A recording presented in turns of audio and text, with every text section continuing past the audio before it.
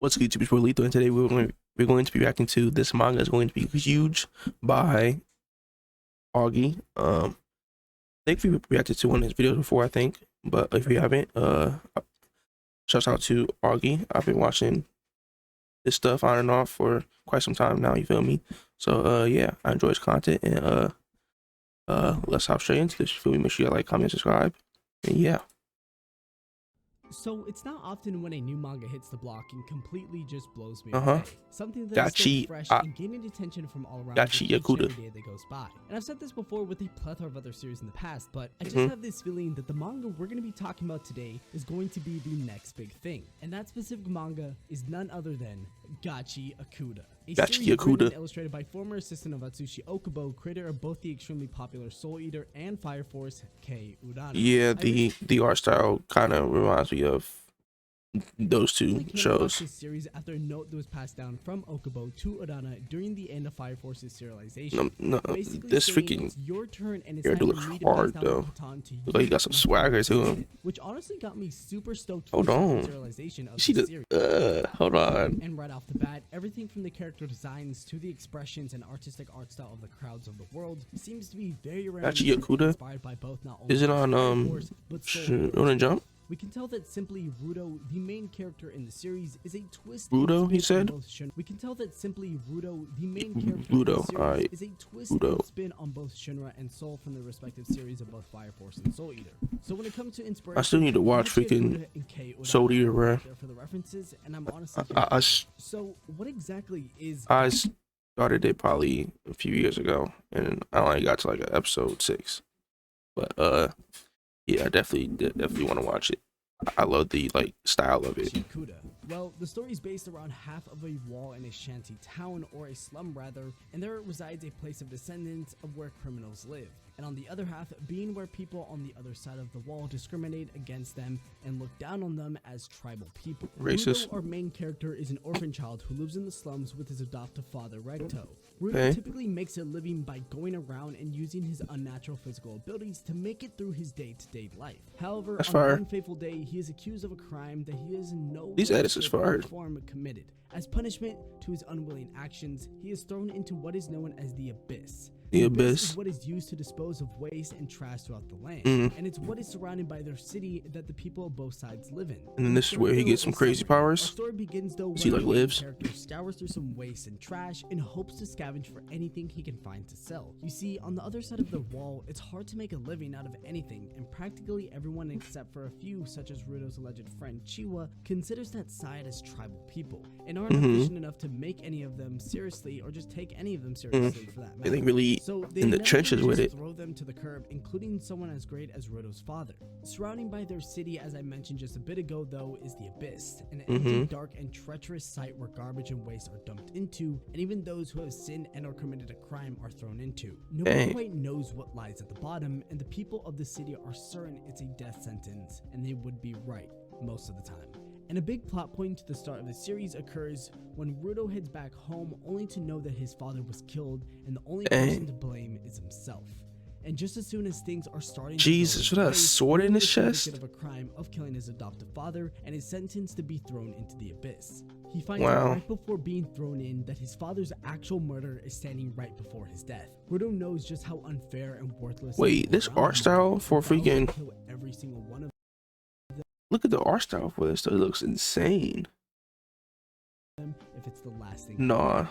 Those were his last words before being thrown into the abyss. I'm definitely about to check this out. As Rudo is falling, he notices that he's not falling into a hole of darkness. He's actually falling from the sky and notices something in the distance. What is that? A strange object that even I can't make out to this day.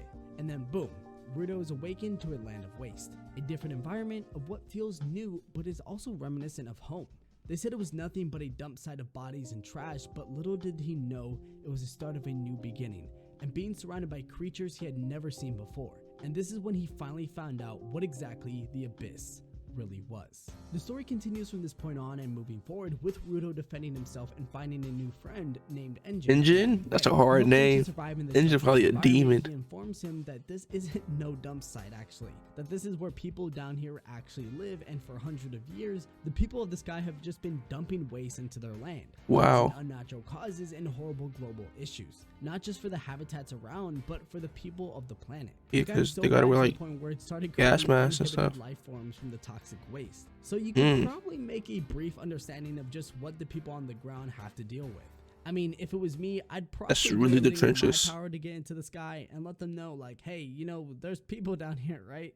Because as far as I'm concerned, nobody in the sky has any recollection of anybody living below them. They don't even know there's people down there. Though they tend to call where they live as the underworld. Surrounding the area we know are these creatures created from they really in the trenches with it. In order to even survive down here is to fight. And luckily for the people of the underworld, they won't go easily down without a fight.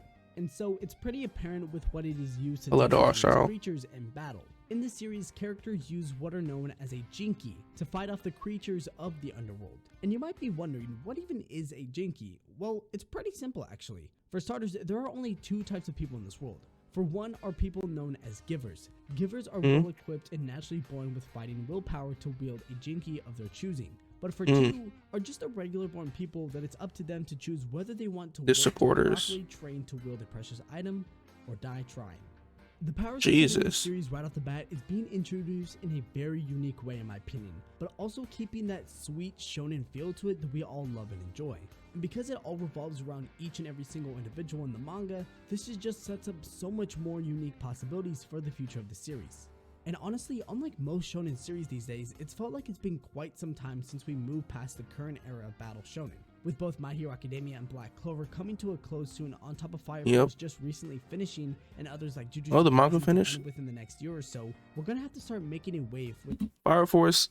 No, I like Fire Force. It's just a lot of fan service, but I heard that in the manga it gets like really good. So I'm gonna probably check out the manga at some point eventually. To stack up to what will be known as the next generation of battle shonen, and I think Gachikuta is a perfect fit for that, along with, of course, Gachikuta notable faces out there across a variety of shonen magazines. While on the topic though, with the series, I need to get back on watching my manga, bruh. So chapters, I'll be slacking. Be cut at any point in time.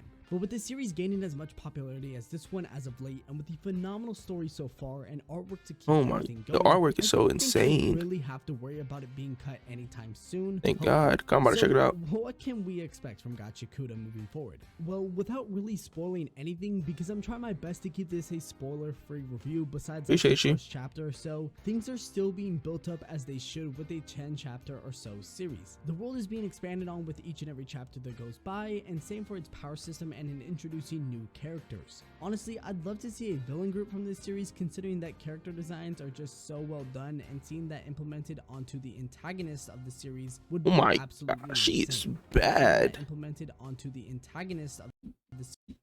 I can't get a good frame on it. Would be absolutely insane. And there's she looked good though. To look forward to, but at the let me chill. I don't know. Let me chill. I can see it easily becoming the next big thing within the next coming year or so. For sure. And all though, that's probably where the series is headed. And I think considering everything so far from Gachikuta with its characters and built-up world, there's still so much more to come. And if you're watching this video now and never even heard of this series, do yourself a favor and go and check it out. Let's all hop on the weekly experience for this series and have fun and just look forward to the future of Gachikuta. Because to tell you the truth, you're not going to want to miss out on what's to come next. But to close things out, this has been Augie. Make sure to do all the normal YouTube stuff. Like, comment, and subscribe for more. I talk about your favorite series when I want to, and check out my Twitter. Yep, make sure y'all go check out Augie. I'm going to leave the link down below.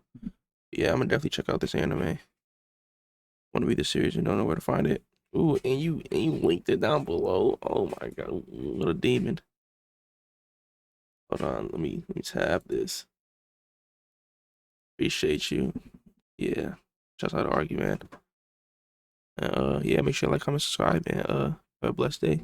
Peace.